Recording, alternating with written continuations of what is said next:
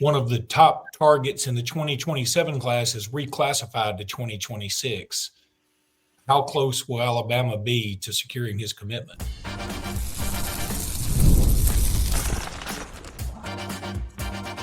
You are Locked On Bama, your daily podcast on the Alabama Crimson Tide, part of the Locked On Podcast Network, your team every day. Hey, everybody, and welcome back into Locked On Bama, AHSA Radio Network's Luke Robinson. That's me. Bama Online's Jimmy Stein. That's him. Thank you, everydayers, for being here every day, and thank you, newbies, for being here today. Jimmy, E.J. Crowell, did I say that right? Croll, I think. Croll. God dang it. We talked about it right before the show. Croll. E.J. Croll from Jackson High School, one of the top players in the 2027 class as of yesterday around noon. He has decided he will reclassify, go the Ryan Williams route, and he will be in the 2026 class now. He is what a lot of people are saying is a generational running back. I've seen him play a couple of times. He is incredible. He is a fantastic player. One of the better running backs I've seen as part of the AHSA radio network, no doubt. So where does Alabama stand with him? Because it feels like Alabama has made him a priority for 2027. And now that it's 2026, I guess everybody's going to have to ramp up the way they recruit him. Yeah, well, it changes dramatically. It doesn't change in terms of how good you think he is or the priority. It's just, based on whether a kid is a senior or a junior, there's rules about, when you can offer, when you can have them on campus, official visits, all of that stuff now changes for him. And it becomes, I would say, even more urgency in recruiting EJ.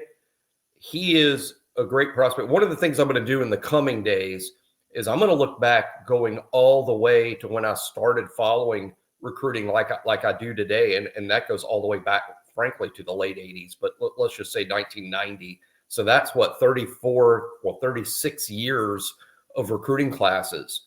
And I want to go back and look because I want to see where I would rank Croll in terms of the best backs in Alabama over that time period, over 36-year time period, who is as good as him. And the name that comes to mind immediately for me is Cornell Williams. There's probably others, and I'll have to review it because I don't want to leave anybody out. But what I'm saying is, I think EJ Crowell, it ranks up there even with Cornell Williams. And I know a lot of people listening might be too young to remember his recruitment. He ended up choosing Auburn over Alabama in the Dennis Franchione era. And Cornell was probably the best back in the country when he came out of high school. And I look at Croll in the same sense. I mean, I think even reclassifying, he's got a chance to be considered the number one running back nationally in his new class. Yeah, there's the Derek Cooper kid out of South Florida that a lot of people love. Alabama does. Croll is certainly going to be at the very least in the discussion. And the thing that also makes him, some people may say this could be a hindrance or this may inflate his status. I think it helps. He plays with a team that's got Landon Duckworth. He plays with a team that's got a litany of really good wide receivers. And while I understand the argument that, you have, a superstar quarterback in Landon Duckworth who was committed to South Carolina and now has blown up on the scene so much that he's decommitted from them and probably looking for something better. You've also got these wide receivers that are dudes. And so, yeah, of course he's going to look even better when you've got all that. But see, I really do believe that's going to help him because he's going to understand about sharing the load. He's going to understand about more team accolades, as Jackson did win a state championship relatively easily this year in Birmingham just a couple of months ago or a month ago, really. So I think that's going to help him to know about playing with other great players. And that's something that I think some college players have a hard time adjusting to, not being the man when they get on campus and having to reprogram themselves to an extent. But Where do you think Alabama stands? Would you call Alabama the leader for him? Do you know anything about his affiliations growing up? Do you know, is it going to be a strictly NIL? What are your thoughts here? Yeah, I'm not comfortable saying that Alabama's the leader, because I think you'd have to ask him that. I think that's something for the kid to say. But I would say Alabama is the favorite. I mean, I think if there's a team right now that I would peg as the most likely destination for EJ Crowell, I think it's Croll. I think it's Alabama. He seems to like Alabama, though. He's going to be there February 1st. That's big. We've already talked about how important February 1st is, the first junior day, and about how these kids go there on their own time and their own dime. It shows some seriousness on the kids' part to who they're really considering. And he's going to be there February 1st. So I say Alabama's the favorite. But as we all know from watching games every weekend, the favorite doesn't always win. And NIL will be a factor. We talk about NIL all the time, as Alabama's not a massive spender compared to those who do spend massively in terms of recruiting. But Alabama spends competitively. They would not rank where they rank if they do not. So Alabama will make, I am certain, what would be called a competitive offer to Croll. And if the kid in his mind, and he's not shown any indication of this, but if the kid in his mind is like, I'm going to the highest bidder, then it probably won't be Alabama, because it almost never is in that case. And that's fine. But I don't think, I think making a competitive bid, a fair market bid, would put Alabama squarely in the mix for him. And I would say Alabama's the favorite. Well, it may change a little bit anyway because of the revenue sharing thing too, right? Correct. That the highest bid is always the highest bid, but with the revenue sharing stuff, by the way, my question for you then on the revenue sharing stuff, let's assume you have $25 million to revenue share. Is that about the amount of money we're talking about, you think? No, it's going to be more like 17 million. Okay, let's call it 17 million. Football will get the majority of it. For football. 17 million is for football. I think it's gotcha. 20 or 21 million altogether. Gotcha. About 17 for football. But keep in mind, and this will be for a whole nother show, that's all really in flux right now. So yeah, it's hypothetical.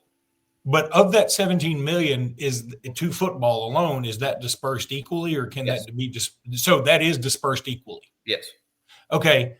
Well, then maybe that sort of throws my argument out the window, because if it is dispersed equally, then I think it could come back around to the highest bidder to NIL and NIL. And this is where the next battlefield is in recruiting and football is, what are people going to spend on NIL in addition to revenue sharing, when the rules now dictate that this NIL payment has to be legitimate name, image, and likeness obligations. In other words, this has to be real NIL, not what we've been doing, which is pay for play. So whoever can be the most creative, but it's going to have to pass muster. There is going to be a third party, Deloitte, the accounting firm. They're going to review all of this, and there is going to be ineligibility handed out to players who are violating these rules, and schools will be fined as a result of it. So that's the framework. Just everyone needs to keep in mind that this revenue sharing and house settlement, that's all in flux after a couple of rulings from the federal government about a week ago.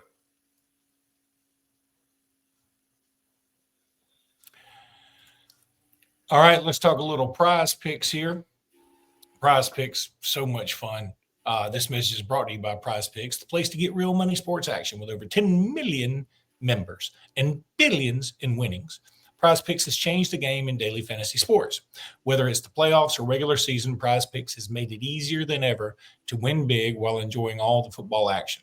It's playoff time right now, and there's no better way to get in on action than with Prizepicks. Here's how it works. You simply pick more or less on at least two players, and if your picks hit, you could win up to 1,000 times your cash. That's right, 1,000 times your money, just by making a few simple picks. It's that simple. I said simple a lot. because it's simple to say it. Ready to run your game this football season? Download the app today and use code LOCKEDONCollege to get $50 instantly when you play your first $5 lineup. That's right, $50 just for playing when you use code LOCKEDONCollege, all one word. Don't wait. Take your game to the next level with Prizepicks, because at Prizepicks, you can run your game.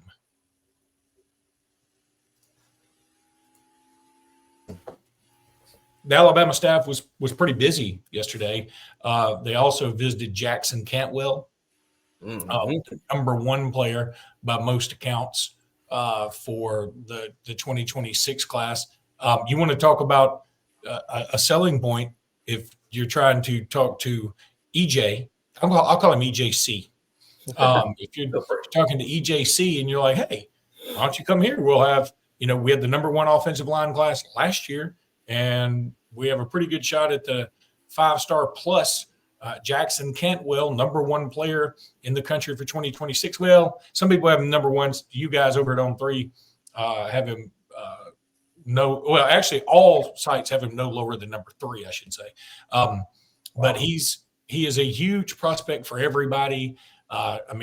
Certainly Missouri's after him because he's from that area. Miami's after him. They'll pay a lot. We know this. We've seen this. Georgia's in on it. Oregon's in on it. They'll pay a lot. We know this. We've seen this. But he does seem to have a nice rapport with Alabama, though. Yeah. Alabama's a player for Jackson Cantwell for sure. He likes Alabama a lot. I think Alabama has a good chance here to be a finalist. What I worry about with him is he's ranked so high and plays such a position of value at offensive tackle that if this ends up being about NIL and payments, Alabama's might not end up winning out here. So I'm not quite as optimistic on Cantwell as I would be on EJ, but Alabama is definitely a player. You can't rule out Alabama at all for him. He likes Alabama a lot, and Alabama's offer will be competitive. It just comes down to what's most important to him. And where he feels most comfortable. Is he focusing on long-term development? Is he focusing on biggest check right now? How is the revenue sharing and house settlement going to pay into this? Because this is a different cycle than the previous 2 or 3, where there was no revenue sharing and no rules regarding legitimacy of NIL. It's just a weird time to be following recruiting. It's a weird time to be a recruit. It's a weird time to be guessing how all this is going to play out when it's all in flux every day, even for the head coaches. They don't know either in terms of the house settlement, the revenue sharing, and all that. So let's just see what the biggest factor is for him, because that's a kid that's going to basically get a blank check from some places. Yeah, for those who don't know, he's from Nixa, Missouri. So obviously that's why Missouri's in there. And let's also say this, Missouri's done a pretty doggone good job of keeping Missouri guys that are super highly rated home. They don't spend a ton on their roster, but their kind of reputation is that they'll go big on a kid here and there. Mm-hmm. They went big on that Williams Narari for whatever last year that ended up transferring to Nebraska, ironically. Already left. Luther Burden, I think, was from Missouri, was he not? He is. He is. They kept him at home. They will spend on homegrown guys. Now, I don't know, this guy's affiliations growing up or anything. I'm not even sure where in the heck Nixa, Missouri is, but I know he's 6'7.5", 305 pounds. And there's a picture of him on 3, and he looks 6'7.5", clearly. He doesn't look 305 pounds, which tells me he's going to grow even more, and he's just going to be a dominator. I mean, this is a guy that, again, everybody is going to want, according to On 3, the predictions, which matter very little right now. Missouri with the lead, Nebraska in second, Alabama in third, Georgia fourth, Oklahoma fifth. Both parents, elite athletes. Jackson Cantwell's parents, both parents. In what sports? I believe they were in the Olympics, both of them. And I know off the top of my head, I should. But I mean, was it breakdancing? What was it? Off the top of my head, like dad's like a shot putter and mom is like a sprinter type. I mean, like a runner. God, I wish both of them were shot putters, though. I don't need him running. I need him shot putting. I think he's got a little of both, which might be more ideal. He's got the shot putting and he's got the running all in this. So he's just an elite athlete to be as huge as he is. He gets that genetically, and it's obvious in his tape. he is as good, or his clay is as promising as any offensive lineman in recent cycles. Yeah, he's just got that look. He really does. He's been to Alabama a couple times on his own accord. He likes Alabama. Alabama's a significant player here for Jackson Cantwell. I just worry, for lack of a better term, that if it all comes down to NIL/money, that it might not be Alabama at the end. But gosh, he does like Alabama, no doubt about it. Another guy that Alabama's really heavily pursuing right now is Xavier Griffin, who's committed to USC, but he's out of Georgia, and we've seen this so many times before that somebody commits to USC very early. And again, this is only my theory, and I'm not even mad about it. So please, if you're a USC fan watching this, don't think I'm like making fun of or being condescending. My guess is there has to be some kind of incentive to commit to USC early, somehow, some way, and maybe give them some pub. But because it always feels like those dudes decommit later and end up at Georgia or wherever you thought they were going to end up. Seem right? like Juju Lewis, Juju Lewis, prime example. There was a defensive lineman that was it Justice Terry? Justice Terry. Mm-hmm. Yeah. He ended up in Texas. So Xavier Griffin, big time player. Alabama's definitely in on. And then also Christian Robinson did an in-home with him just yesterday, by the way, per BOL. One more thing about Cantwell, though, that may be a deterrent, I don't know. But Alabama's offensive line class was so good this year, even without Ty Higwood, who it looks like for all intents and purposes, he is headed to Michigan, just like we thought. And again, that sounds like an NIL deal, and more power to them. But Alabama's offensive line class was just disgustingly good. You wonder if that'll be a deterrent. I don't know if it will be. And just because they're good on paper doesn't mean they're actually going to perform. So maybe who knows? But I'm just saying that would be, if I were recruiting against Alabama, that's something I would use against them. Oh, and because all these kids, they want to play and they want to have a clear path to play in time. But, I don't think Alabama's got some sort of a hurdle there. I don't think so. But no doubt they're going to tell them, oh, they just signed Michael Carroll. They just signed, Micah Debos, Jackson Lloyd. Jackson Lloyd is a kind of a similar tackle prospect to Cantwell. But now, I think if there is a hurdle, it's going to be the NIL. By the way, NIL deals signed before next July 1st. If they're signed, if you enter into the agreement before next July 1st, they're good to go under these old rules. So that is a factor. So this class will be heavily NIL influenced. It's just different than the last few, with revenue sharing looking likely for next fall. And but again, amounts all up in the air. The Title IX ruling from the federal government has given everyone great pause about the numbers and how they're going to be divided, and maybe the initial plan wasn't thought through. One more recruiting nugget. Keelan Russell moved to number one in the Rivals rankings. Now, of all the rankings, I would rank Rivals typically as, like, out of the major four services, I'd probably put theirs fourth, maybe third.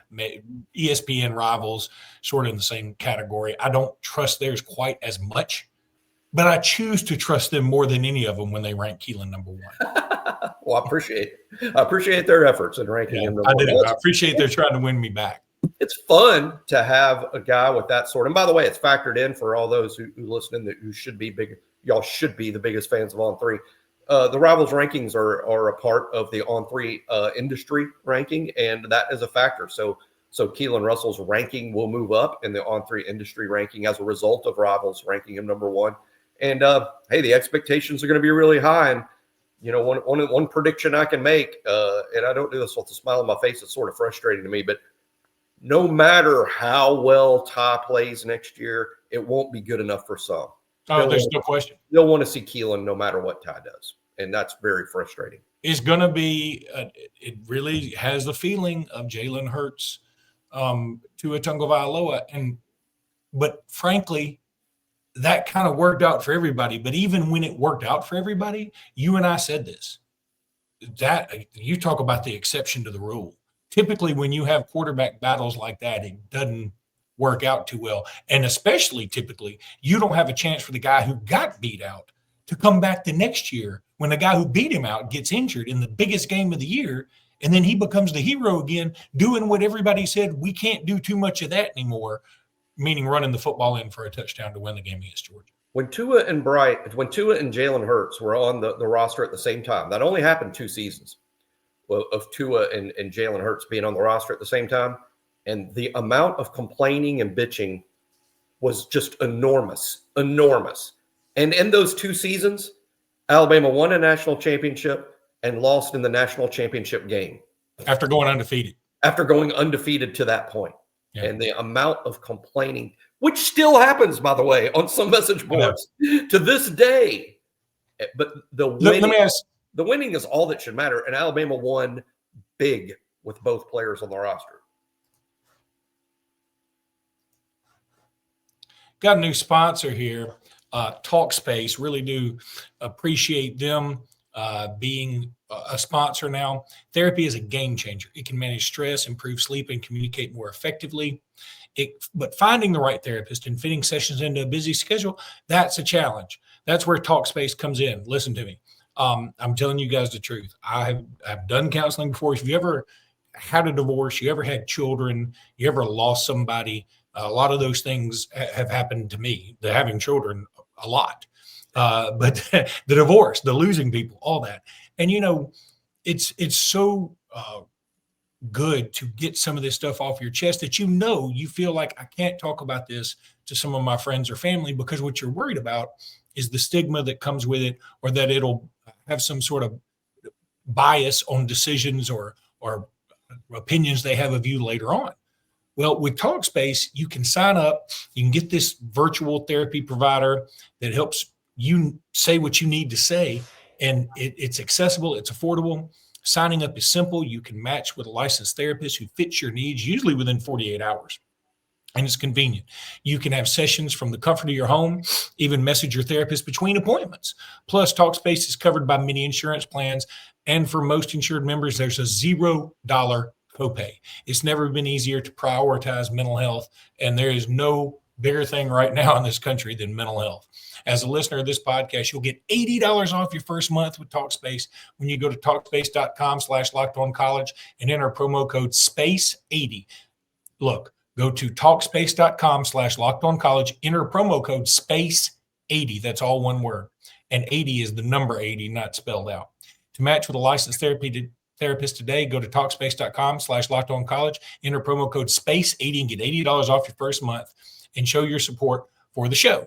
That's TALKSPACE.com/LockedOnCollege, promo code SPACE80. Highly encourage you to check this out. Before we get into some hoops talk, I sent you guys on our text chain something from USA Today where they ranked the best champions of college football playoff era. In the last, starting with, I guess just the playoff era goes back to 14, right? 14. It seems like everybody always says, well, that 2019 LSU team is clearly the best. I've been saying, screaming from mountaintops, there's no better team that I've ever seen than the 2020 Bama team.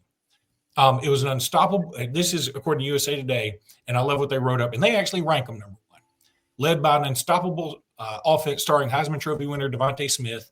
The Crimson Tide have the argument for being counted among the top teams in modern football history.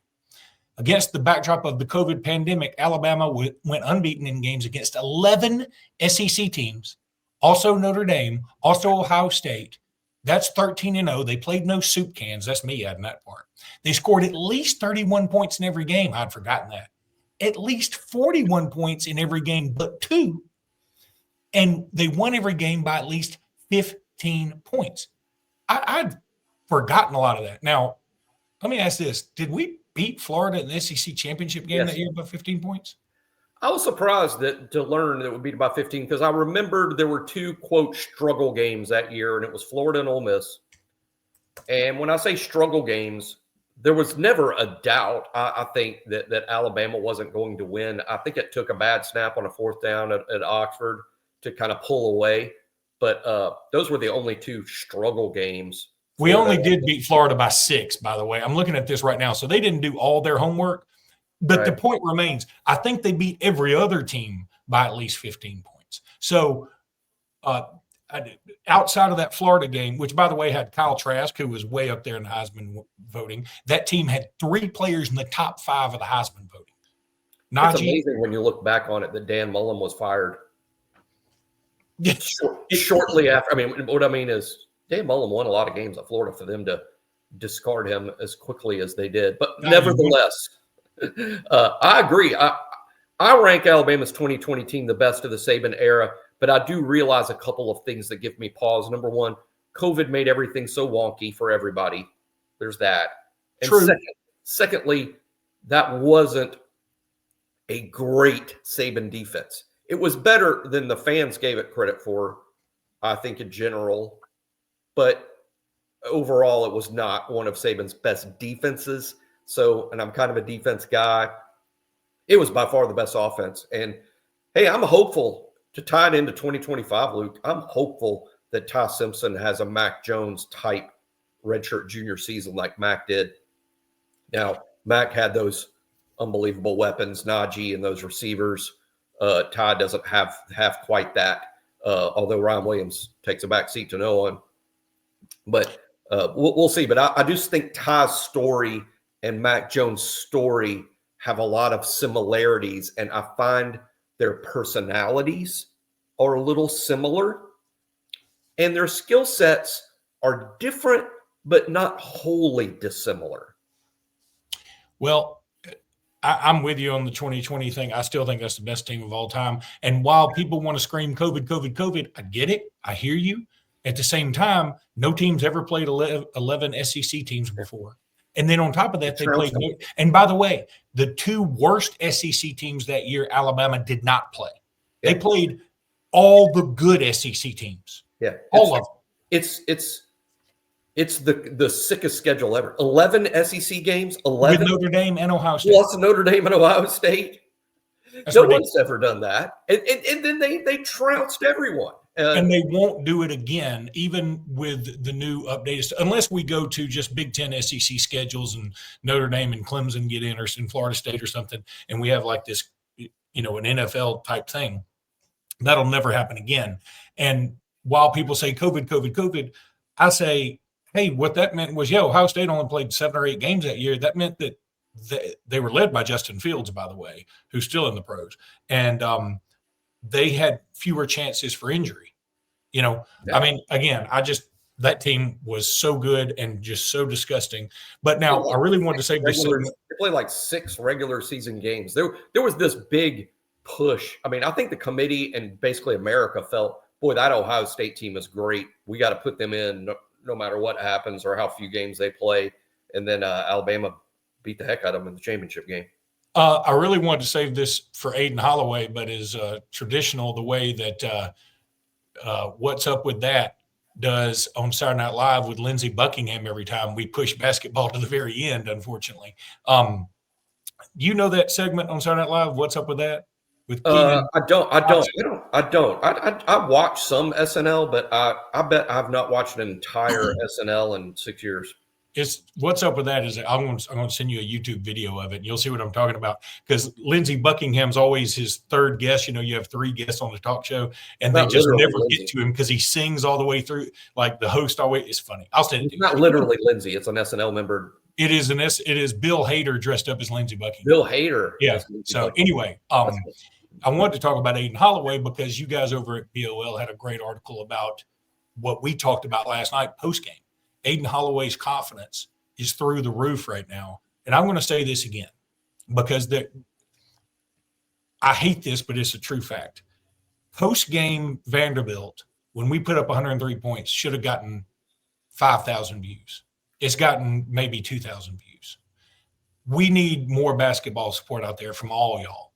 And I know some of you, for some reason, people just don't want to accept basketball because they feel like they're cheating on football. I think that's the way it is sometimes. But I'm telling you, this basketball team deserves all the love. And then a guy like Mark Sears, who eclipsed the 2,500 point mark and is the current leading scorer, career scorer in the NCAA currently playing. I don't know how else to say that. Leading active scorer. Leading active scorer. Okay. But we can all be in love with LeBaron Philon, even though he didn't have a great game last night. We can all be in love with Grant Nelson and his coming back, and Amori's really stepped up his play, and even Jaron Stevenson's doing some nice things. We can all love Mo Diabate, who won the hard hat again. I'm telling you guys, I'm beginning to think the key to this whole thing is Aden Holloway, and the irony that it could be. And it's not crazy to think this, 1 versus 2 in Tuscaloosa on February 15th with Aden Holloway playing for Alabama after transferring from Auburn is the story of all stories. It's crazy. I mean, it is nuts. And if you don't think it's nuts, just imagine if it was the shoe was on the other foot, if I don't know, if LeBaron Philon transferred to Auburn. Don't even say that. Yeah, I know. But I mean, it is. That's how huge the story is. But Holloway is playing great. And like I've said several times, I think he's got the best pure shot on the team. And the best pure three-point shot to me is Holloway. But what he impresses me is he makes plays on defense. He scores at the rim.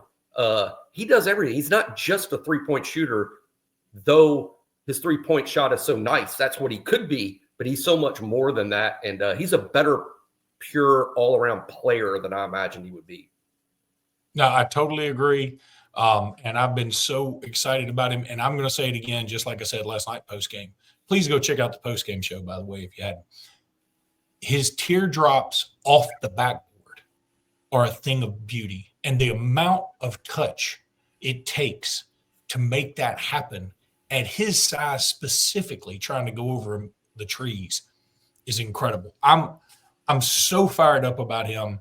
And in a weird way, while I'm embracing this year's team more and more every time I see him play, I'm super excited about the future. It's hard to get excited about the future, who's going to be here or not.